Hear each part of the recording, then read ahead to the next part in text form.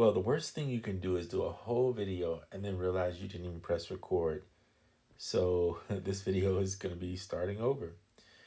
So I wanted to do this video just because a lot of people wonder about ways they could use AUM and Koala, or AUM and maybe even the SP404, or you could use AUM and also use Loopy Pro. So all those are functions and things that you have available.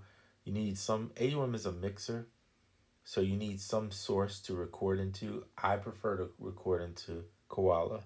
So I run it as an IAA, meaning that it's an inter-app audio, which means it's working as standalone. So the reason why I like that is because it's easier to use it as a slide over for me, and it frees up space on my iPad. I'm on the iPad Air 5, which has the M1 chip, but it does not, it's only about close to 11-inch screen. So it can be challenging sometimes. Okay, so let's talk about the song. This song started with this interesting drum break that I found, and I don't like chopping up drum breaks. It's not my thing. So I didn't. I just reversed it, stretched it to 170 BPM. I don't even remember what the BPM of the thing was. And then what I did was I placed it into a sequence. One of these guys here is what I mean by sequence. And I built some drums over it. So if you listen to, hold on a second, if you listen to this by itself, this is what it sounds like. And what is all this beeping and noise? Okay, so there you have it. Then I put that in, and then I use these drums and kicks over, and this is what I came up with. Oh, gotta turn it on over here on this one.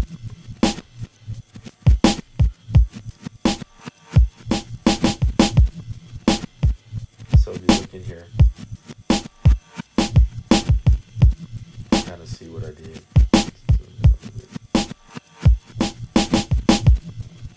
There's a lot of ghost snares in there.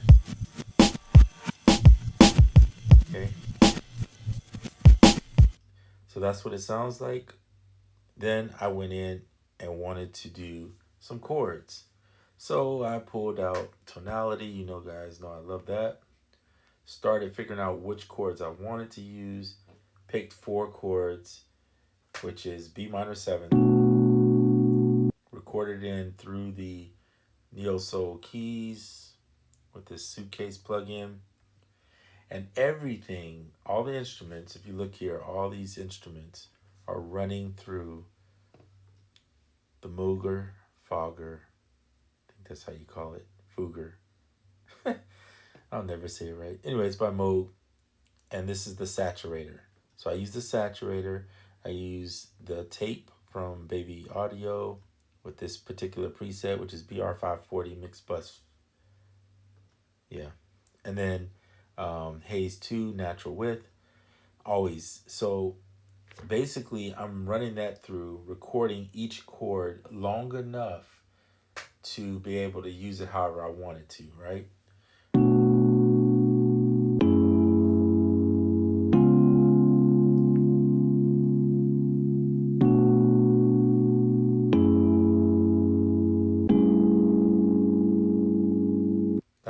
That's the basis of the chords.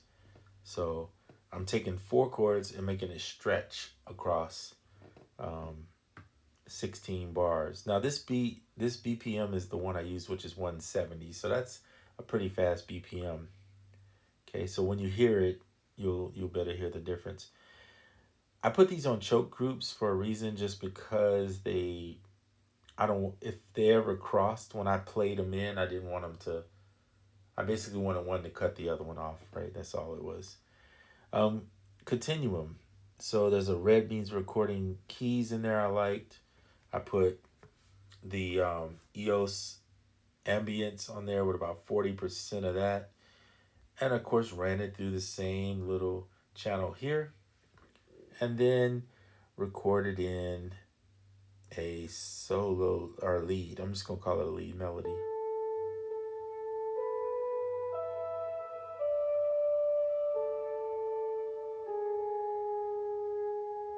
Okay, I'm not gonna play the whole thing. Of course, that's running through this strip here.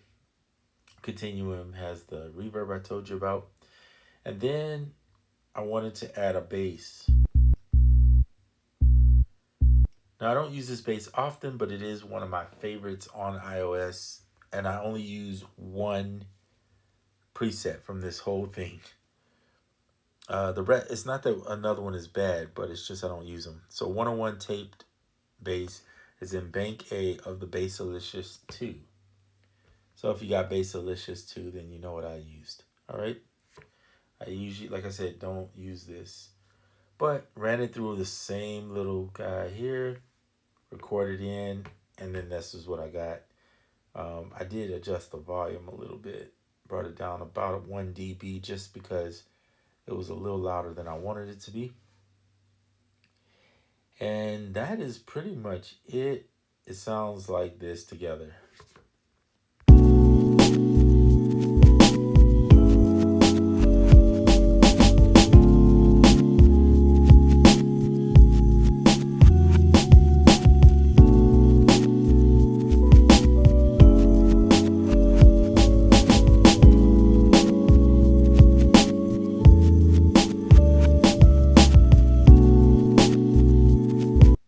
All right. Hope you like it. It wasn't complicated to make. So if you're new to making music, don't fret. Just explore and experiment is my best advice, especially with Koala, because there's so many crazy things you could do, resampling and sampling, and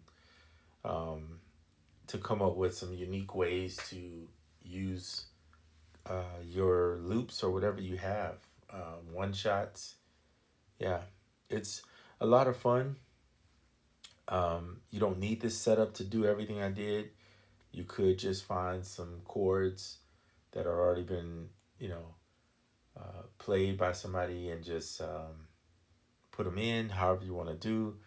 You don't have to have all these tools to do it, but they do make it fun to explore more stuff.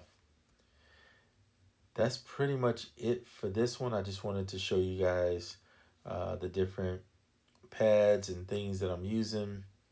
I probably will later on build. I will say make sure you save your session in here so that you have your instruments, and then make sure you save in Koala because there's two different things going on. This goes for anything. If you use what is it called? Lord have mercy. Oh, if you use Logic Pro, make sure you save in Logic Pro. If you use Koala in Logic, save in Koala. If you use Loopy Pro, and you use Koala, make sure you save in Loopy Pro and Koala, because Koala as an AUV3 is not connected to the host that you're using it with. It's its own entity or own thing, so make sure that you save in both locations if you want to keep your work protected.